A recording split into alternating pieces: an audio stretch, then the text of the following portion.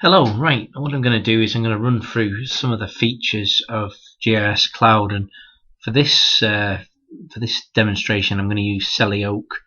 I'm having to resort to using an older laptop that's trying to capture the audio, the imagery, and use the internet and lots of other things, so it's not exactly powerful, so hopefully it'll be alright. You'll probably need to watch it in high quality, and we'll go from there.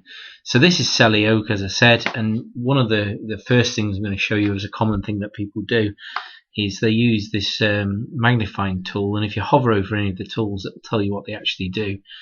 But they use the magnifying tool and they'll zoom into a particular area, and it'll zoom in. Well, what they'll do is they'll get a bit of white space and they'll zoom right in, and they'll go, "Oh, I've lost my map," and they're not sure how to get back. Well, the easiest way to get back, you can obviously do plus and minus, but the easiest way is actually to click on View Entire Map, and that takes you back to that extent. And if you've got a scroll wheel mouse like I have, you can roll it one way and it'll zoom in, and the labels will all be able to see them all nice and clearly, or you can go the other way, and it's a good way of zooming in and out. Obviously it shows you scale here, so you can see what you're doing. We've got a layer list here. It's got ticks in it for different things, and the ticks are to show what layers are on. So this is saying that the tree layer is on, and if we click on the tick it takes the layer off, but if we put it back on it'll come back on. And the same with the group layer, and the same with the OS master map, the Ordnance Survey master map, which is the background data here. If we click on that, it disappears, and sometimes you'll need to take that off. But one thing straight away we can do is we can add the aerial imagery, and you can add it like that and it'll appear, and you'll see it fits most of the time in most of the places. Obviously aerial imagery is taken at different angles, so it doesn't always fit, and it varies from different place, but generally speaking it's pretty good. There's obviously been places have been development since the aerial imagery has been taken, and we can turn the Ordnance Survey master map off if we need to. So yeah, there's some of the features straight off. There's a hand tool which we can grab hold of, and just on this one, and pull the map around. I happen to have a touch screen laptop, so we can actually pinch and zoom, and it'll do all sorts of strange things to the actual zoom of the actual image. So one other common thing that people do is they click the layer list here and it disappears, and it's for a reason. It's to give you full map window, and you click on layer list and it will come back. I'm going to run through some of the quick features. First of all, there's an identify tool, and if you click on any of the points or near one, it'll bring up the information. So that one is tree tag 6701. It's a beech tree, and we can see all the information, and the surveyor's down there. It's Paul Barton, and if we want to delete it we could move it, which is edit geometry, and we could edit the attributes, and I'll show that later on. And for now I'll just click close, and we can change the way that looks as well. We can have it sliding out as a single window, or we can have it as a floating panel. I prefer it as this way, because I can see the information quite clearly. So that's the information tool.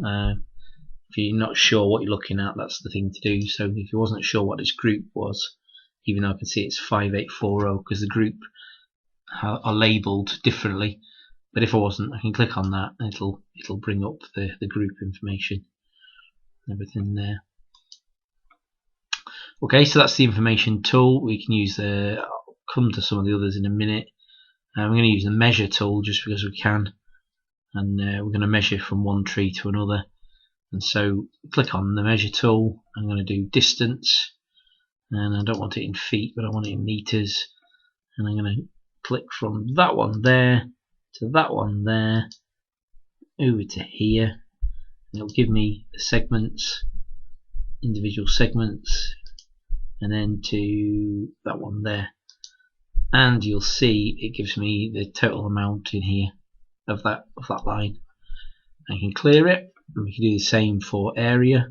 We might just need a quick area measurement in square meters for whatever it might be, and there we are, 78 square meters, and all that is just a little drawing on top of it to show the measuring tool. When we click clear, and that's gone. We can set up layers, polygon layers, to create data like that, but that's just a quick measure. Measuring selection, you can do that in various ways, but this one I'm going to do an area selection, and this is just about drawing a box around something, and it'll, if I click, you need to click on the layer you want to select from.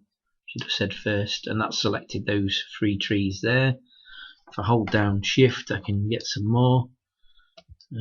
Control even, it'll hold down some more, and I might want that one, I might want that one, I might want that one. So I've got, you'll see they've changed colour slightly, and I've got a few trees there. And if I click this data panel at the bottom, it'll show me what I've got, and it basically says here there's 930 trees in this tree layer here, 930. I can export it if I want to straight away from that table as a CSV file, but I just want to see the ones that I've selected, and it's going to say that I've got 16 trees, and there they all are, and I can see them all there, and all those 16 that I've selected. And to clear that selection, I can just draw a box around anywhere and it will disappear, and they're not selected anymore. Again, click the globe, it'll take you back to the whole view, and so that leads me fairly neatly on to the export function. Again, you need to have the, if you click on one of these, it'll do the group layer to export, but the main one you're going to want to do is this trees Selly Oak one. You'll want the group one as well, but and we can just click onto layer and go export layer, and it gives you various options. Esri shapefile is a common GIS format, map info, KML for Google Earth, DXF for AutoCAD and other products, and CSV really import for Microsoft Excel and others. It works really quickly. If I click on the shapefile, that's it done, and I've got it downloaded. I can download it, and I've got all 980 odd records in a one. So they're very versatile, the system, in terms of exporting. I wanted to show you the report function. Again, you need to have the layer that you want the report done on. I've deliberately picked this one because there's less tree records, and so I'm going to select things like tree tag, site name, species, transfer I'm not interested in, DBH I don't want, immunity, condition, observation. I'm just going to select a few. I'm going to turn some of these off. Notes I'm going to turn off. Priority I'm going to turn off, Eastern, Northern, and modified. So I've deliberately selected just a few to make it a simpler report. And I click create report, and it'll open up a new window, which hopefully has been recorded as well. And in the goodness of time, fairly quick really, it's just processed 930 records into a tabular format, and you could save this into a HTML format, or you could quite easily bring it into Word, or other, probably even Excel. But if you liked it, wanted to even, but because you can do it in many other ways. But it gives it in a nice, easy to view look. You can click on the plus for the photographs just to see them a bit bigger.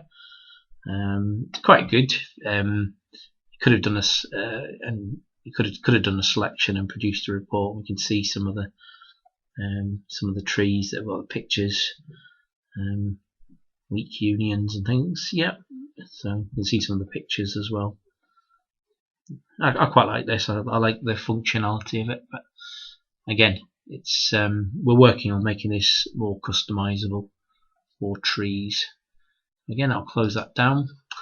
So some of the other things, I say the report functions there. There is a print function.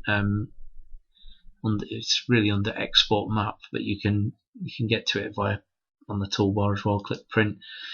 It's not as good as it needs to be. It needs to be a lot better than this, but it's getting there. It's just a quick function. You can get image and it'll process it very quickly, and you can click show the image, and there it is.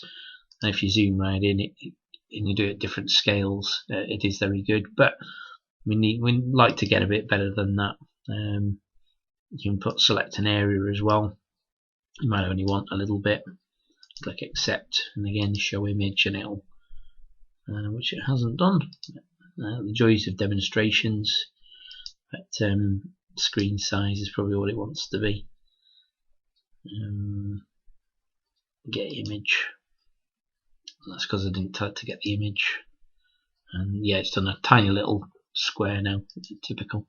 So yeah, there's a bit hit and miss with the print tool. It's not as good as it needs to be, but for basic printing, it's okay. If you needed to print a map of a smaller area, you know, it will do that for you just quickly. But we'd really like a bit more. It's got the key on, but we'd like a bit more detail on that, so it's on our wish list. So some of the other things that you might want to do, you can obviously add the aerial imagery on, and you might want to search for a particular tree. I'm giving it away already because I've already done it, but I had a tree, a cherry plum, that I came across looking at the data, and it's 800,932 is the tag number. And so the search function that I've clicked on here allows me to search GIS Cloud, or it allows me to search places, which is effectively Google's a postcode and area place. But so what I'm saying here is I'm going to search 8932 within GIS Cloud, so within my data. Click on enter, and it'll come up with this list, and it'll say there is a tree with 8932 in the record on that. I click on it, and it'll zoom me in, and you can't exactly see where it is because of the way it works, but what you need to do is zoom in to a half decent scale, and then just click on 8932 again, and it will center it, and there it is there. And if I click on it, I can see 8932 cherry plum, and I can come down, and there's a photograph there against that tree, and I can see that, and it's down for felling. I think the recommendation is to fell there. Yeah. So again, another little thing to do to be able to search for things. But again, we could search for, close that down, search for a place. Let's see if it will do my house up in Carlisle, where I live, where I am now, on London Road, and it'll whiz me up to London Road, where we are, and we are about here. In fact, we are here.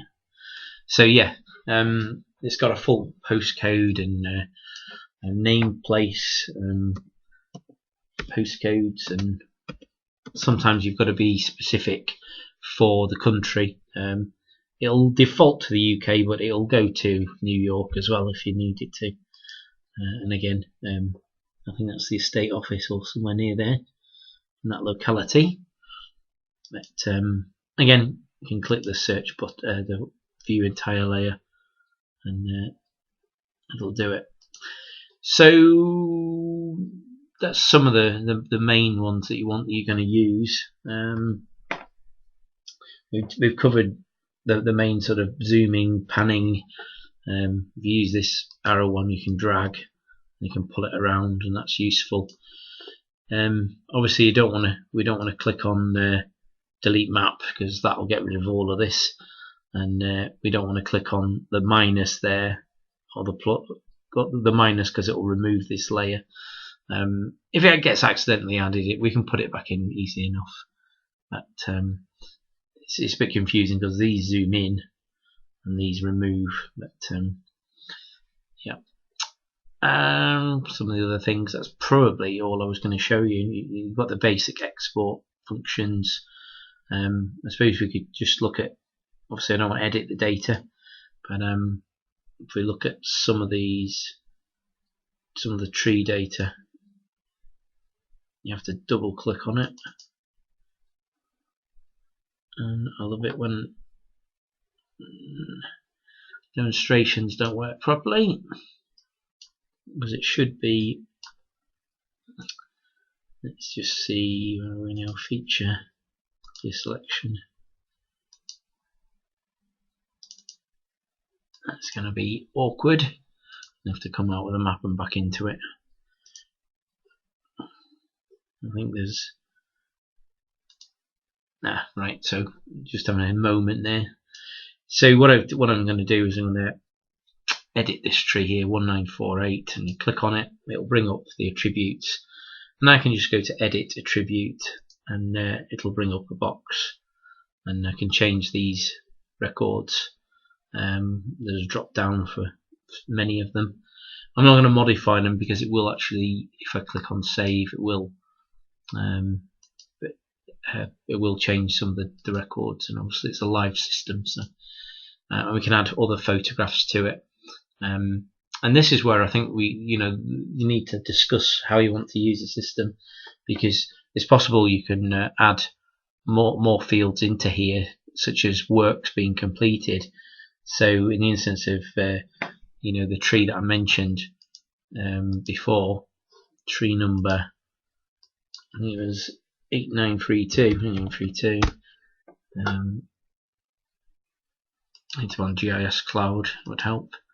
Click on that. So it's that one there. That one's down for fell. If we click on that one and go Edit Attributes, and I just go straight to the last page, it might be useful to have another column, another field down here, such as work completed, because the tree is down for, it's in severe decline. It's been recommended for a felling, and so when the tree's been completed, been felled, you might put a description in there or a comment in there. And we could also add another box, tree removed, or delete the tree from the record. You just need to work out how you're going to manage the data. There's probably no need to have that record in the system anymore once the tree is removed, and so you could just once the tree is removed, you put delete, unless you need to know how many trees you've cut down, and have that information, in which case we could pull it into a different layer, so called trees removed. So I hope that's been useful. There's a lot I could show you, and probably the best way is to start using it. There's a few more things I just want to probably mention. There's a data tab down the bottom, and you can pull this up and you can see all the data. You can scroll all the way through all 930 records, and there is a manual selection facility here. We can run queries, and I've sent some information on how to do that, but we can actually just select, and it will change the colour. And if you hold down, you always forget, I think it's Control, we can select some more, and it will keep our previous ones as well. So I want that one. I'm going to have those there, and I'm going to have those there, and those there. And so we've got a few different ones selected, and if we pull this tab up, it'll still say there's 930 records, but I can go show only selected records, and that's basically the 25 records that I've selected, and I can export that straight away to a CSV file by clicking that button there. So yeah, some good sort of basic functions on it, and you can clear the selection, and you can create new layers, and you can email the features to somebody, or you can you could open this up to tree surgery teams to be able to use, and all sorts of other things that you might want to be able to not even thought about how we could use the system. And as I mentioned, you can add new fields into it. We can delete the fields out of it. Those are stuff that I would probably be involved in. You can add new trees very simply by clicking Add Feature here and add it. Again, I'm not going to do it because it is a live system, and end up sort of taking some of the information out of it. So yeah, I mentioned about the reporting. There's photographs within the system, and that's probably, in a nutshell, that's probably what I was going to say. The only other thing that we could do is here we've got the trees labelled. If you expand this here, it's based on which trees have been surveyed and which haven't, so they're all green. That we could copy this effectively, still as a new layer, make it a new layer, but it would still be the same layer as it was, so, and colour it up differently. So we could have another layer up here that's the same as this and coloured up differently, so it could be works needed completing, and that would be useful to be able to see which areas visually the trees need work doing to them. So the trees that maybe need work doing to them are in red, the ones with moderate works are in amber, and the ones with no works are in green. And so there's, again, yeah, there's plenty we can do, and I shall leave it at that. Hopefully that's answered most of your questions, and hopefully that's useful. But as always, if there's anything unclear, then drop me an email, phone me up, and I can go through it, and I can cover some more. I shall do some more videos with some of the other selection. It's taken me about 5 goes to do this, so I'm going to call that a day. But thanks so much for listening, and I shall speak to you both soon. Bye.